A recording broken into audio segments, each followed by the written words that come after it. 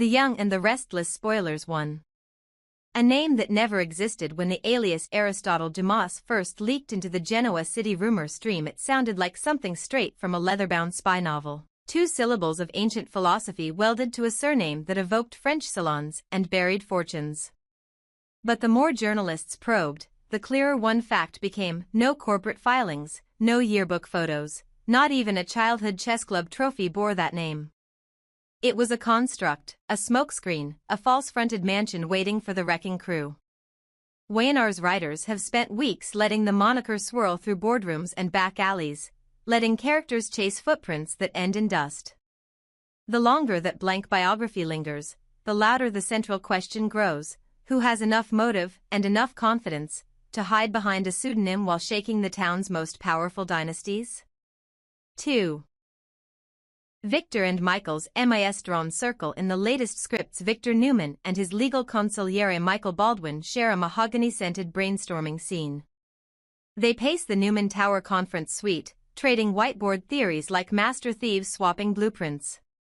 Their leading suspect? Tucker McCall. On the surface, Tucker fits. He possesses the cash to bankroll covert buyouts, the grudge against several Newmans and Abbotts, and the wanderer's habit of operating under multiple shell companies. Yet as Michael sketches the McCall equals Aristotle hypothesis, the tension on screen feels almost staged. If Tucker truly were Aristotle, why hand the audience the answer a dozen episodes early? Why let Victor articulate it out loud, spoiling the gasp Wayanar historically guards like crown jewels? The moment Victor utters Tucker's name, savvy viewers sense a classic soap opera sleight of hand. It is too obvious, too soon, too tidy. By letting their sharpest characters spotlight Tucker, the writers preemptively diffuse him as a twist.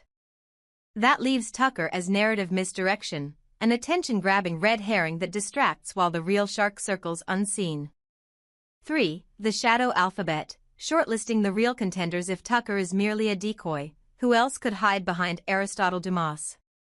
A returning legacy villain. Think along the lines of Ian Ward or Colin Atkinson, figures with history, grudges, and enough flair to choose an alias ripped from Greek philosophy.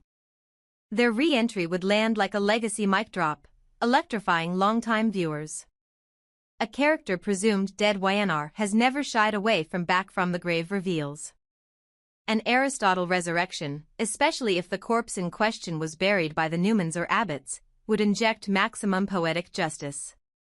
A next-gen wild card. The show might pivot toward the under-30 crowd. A secret child, a tech prodigy, someone underestimated because they've never sat at the adults' table. A new face would allow writers to craft fresh motivation without retro-continuity snarls. A corporate puppet master we already know. Picture a CEO we see weekly, but with a clandestine second life.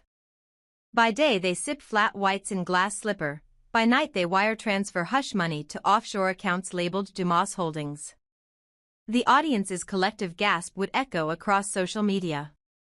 4. Timing the unmasking, Niki's birthday. As ground zero. Soap traditions love milestones, weddings that implode, anniversaries that detonate, and birthdays that balloon into 5-alarm plot points.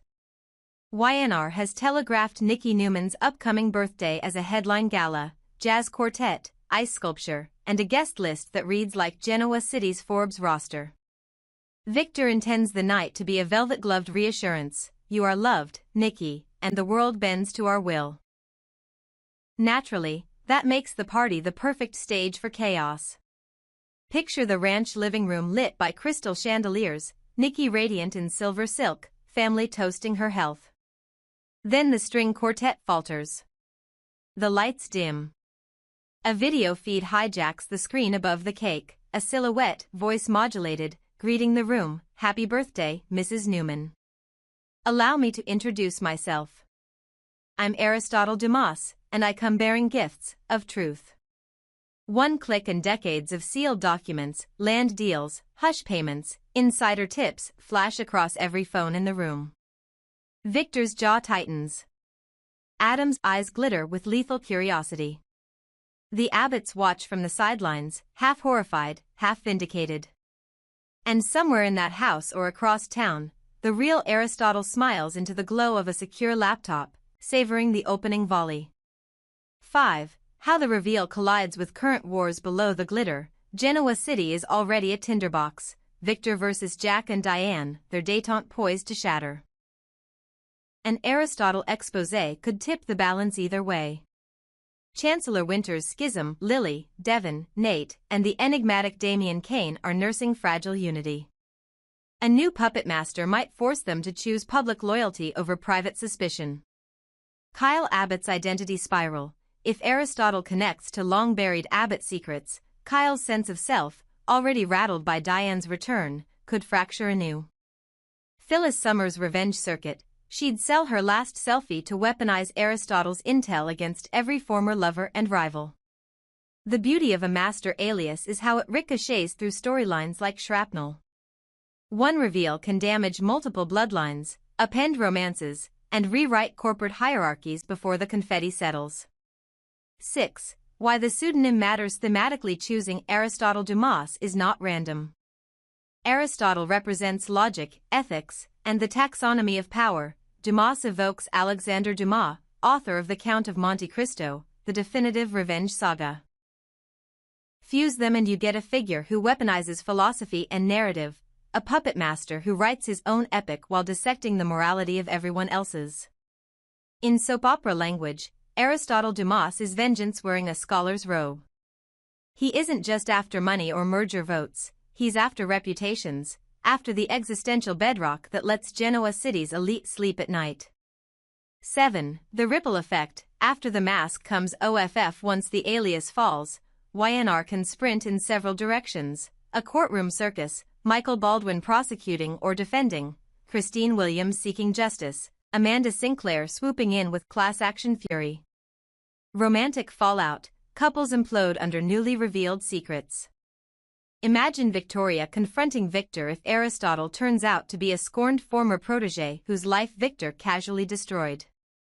Corporate realignment, stock prices tank, Jabot and Newman dive into mutually assured destruction, Chancellor Winters seizes market share. Or loses it in the crossfire. Generational showdown, the under 40 characters, Summer, Kyle, Audra, Chance, must decide whether to repeat their parents' sins or write a cleaner future. 8. Final forecast. By seeding the Tucker is Aristotle theory now, the writers virtually guarantee a different endgame. Expect a slow burn whodunit threaded through summer episodes, cresting right as Niki's birthday decorations go up. The reveal itself should detonate at the party or in its immediate aftermath, weaponizing the soap's love of grand ballrooms and shattered champagne flutes. Whoever steps out from behind the Aristotle Dumas curtain will have to be simultaneously plausible, shocking, and thematically poetic.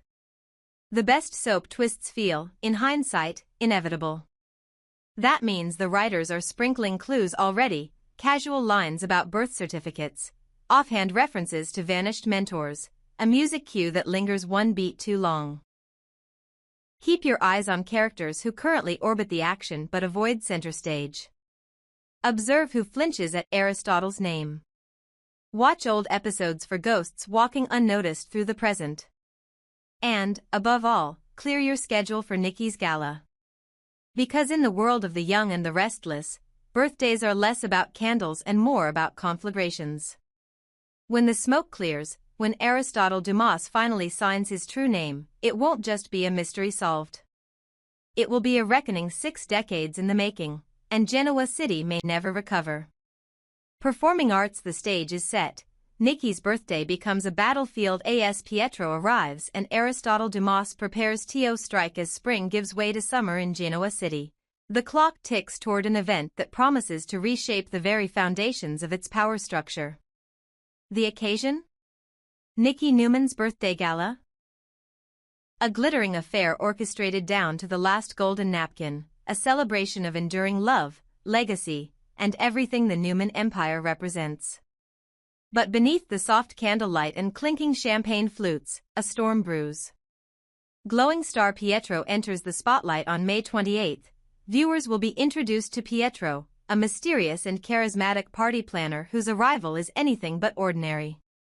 Though hired to ensure Niki's birthday unfolds as the grandest social event of the season, early leaks suggest Pietro may be more than he seems. His 4-episode arc, carefully timed to coincide with the gala, ties him intimately to the mounting suspense surrounding Aristotle Dumas, the enigmatic force whose shadow now looms over every corner of Genoa city.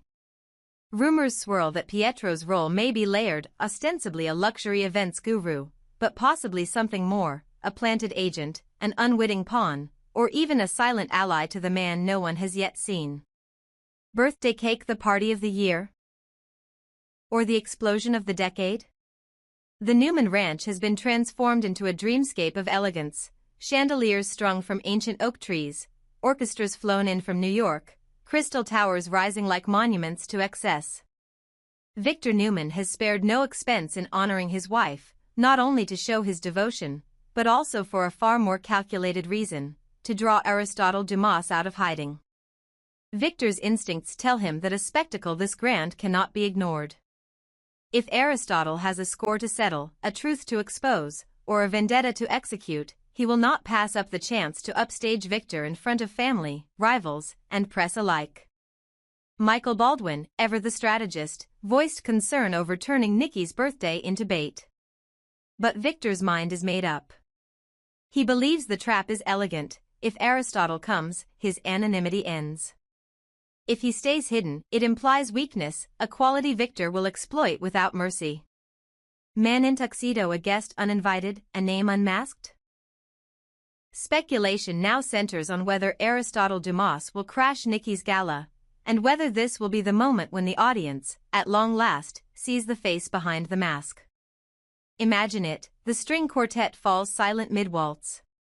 Waiters freeze. Heads turn. The door swings open, and there he stands. A man no one recognizes, but whose presence changes the temperature of the room. The reveal could be subtle, a whispered name, a photograph dropped on the piano, or explosive, like a speech, a confession, or a digital expose projected onto a 30-foot LED screen. What's certain is this: Aristotle's entrance will not be quiet. Whether through Pietro's orchestration or against it, this long-teased character will finally step out of the realm of rumor and into living, breathing canon. And when he does, the fallout could engulf every Newman, Abbott, Winters, and Hastings caught in the blast radius. Collision. Who is Aristotle Dumas, and why now? Since his name first echoed through boardrooms and burner phones, Aristotle Dumas has remained a ghost, a phantom pulling strings from the shadows. He is not registered in any business directories, has no social media trail, and yet somehow commands resources, hacks accounts, and reroutes entire financial pipelines. Some believe he's Tucker McCall in disguise, though that theory now feels too easy, too early, too deliberate. Others suspect he's a resurrected legacy villain or a secret relative bent on rewriting Genoa City's family trees. But what matters most is why he chooses now to strike. Niki's birthday may be the perfect symbol, the woman Victor built his empire around. To disrupt her celebration is to attack the emotional cornerstone of the Newman dynasty. It's also a moment when all the major players will be present. Diane and Jack. Lily and Devon. Even Kyle and Audra are expected to make appearances. If Aristotle Dumas intends to drop a truth bomb, this is his best and only shot to wound them all at once. Magnifying glass tilted left. Could Pietro be the key? Pietro's timing is no accident. A man trusted with the guest list, the lighting cues, the security details, he controls the rhythm of the evening. If Aristotle plans a public reveal, Pietro could be the one to open the metaphorical, or literal, door. The 4 episodes featuring Pietro promise more than just fashion montages and canapés. Expect cryptic glances, phone calls taken behind closed doors, and a moment, perhaps in the final seconds of his arc, when Pietro looks directly into the camera and smiles. Could Pietro be in league with Aristotle? Could he be Aristotle himself?